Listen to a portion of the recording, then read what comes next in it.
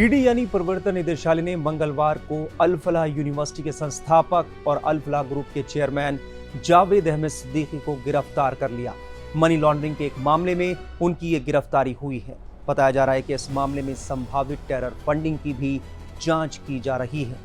ED की ओर से एक कार्रवाई अल फलाह ग्रुप से जुड़े ठिकानों पर की गई।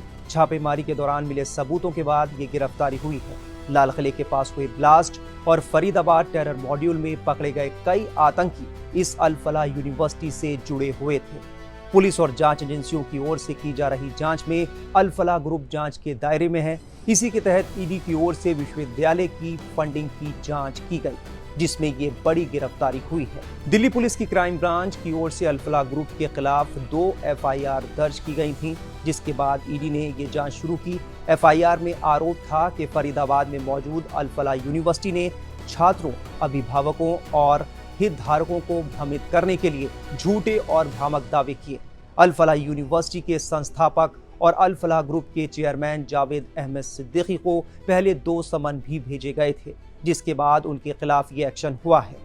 दिल्ली पुलिस की एफआईआर में कहा गया है कि यूनिवर्सिटी ने फर्जी तरीके से नैक मान्यता प्राप्त करने का दावा किया और यूजीसी की धारा 12B के तहत मान्यता प्राप्त होने का गलत प्रचार किया, ताकि ज्यादा से ज्यादा छात्र इसमें एडमिशन ले सकें। जबकि यूजीसी ने साफ किया है कि अल फलाह यूनिवर्सिटी सिर्फ धारा 2F के तहत एक राज्य निजी विश्वविद्यालय के रूप में शामिल है। उसने कभी भी धारा 12B के तहत शामिल होने के लिए आवेदन नहीं किया और वो इस प्रावधान के तहत किसी भी ग्रांट के लिए पात्र नहीं है। ईडी की शुरुआती जांच से पता चला है कि यूनिवर्सिटी ने मान्यता और मानकों के फर्जी दावों के जरिए बड़ी संख्या में छात्रों को धोखे में रखा। इसी आधार पर अल फलाह ग्रुप के चेयरमैन जावेद अहमद सिद्दीकी की गिरफ्तारी हुई है। एजेंसी अब मनी लॉन्ड्रिंग के संभावित एंगल, फंड फ्लो और आर्थिक लाभ उठाने वाले व्यक्तियों की भूमिका की आगे की जांच कर रही है। दिल्ली में हुए हमले की साजिश से जुड़े डॉक्टर मुजम्मिल और आतंकी उमर नबी पहले अल फलाह यूनिवर्सिटी से जुड़े रह चुके हैं।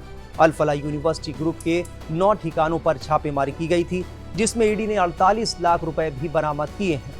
मूल रूप से मध्य प्रदेश के रहने वाले जावेद अहमद सिद्दीकी ने इंदौर की देवी अहिल्या यूनिवर्सिटी से ग्रेजुएट किया है।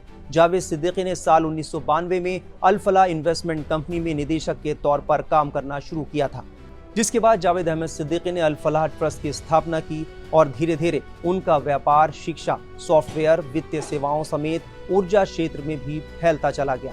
हालांकि बाद में इनमें से कई कंपनियां बंद हो गईं।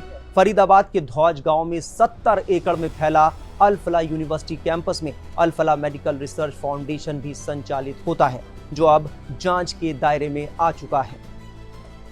इससे पहले भी अल फलाह यूनिवर्सिटी के फाउंडर जावेद अहमद सिद्दीकी पर वित्तीय मामलों में गड़बड़ी करने के आरोप लग चुके हैं। पहले साल 2000 में दक्षिण पूर्वी दिल्ली के न्यू फ्रेंड्स कॉलोनी में निवेश और धोखाधड़ी का मामला दर्ज हुआ था, जिसके बाद जावेद अहमद सिद्दीकी को 2001 में गिरफ्तार किया गया था और साल 2004 में उन्हें इस शर्त पर जमानत मिली थी कि वो निवेशकों का पैसा वापस करेंगे। बताया जा रहा है कि क्राइम ब्रांच अब जावेद अहमद सिद्दीकी के इन पुराने मामलों की भी दोबारा जांच करने में जुट गई है। तो इसी तरह की तमाम खबरों के लिए आप बने रहिए टाइम्स नाउ भारत के डिजिटल प्लेटफॉर्म के साथ।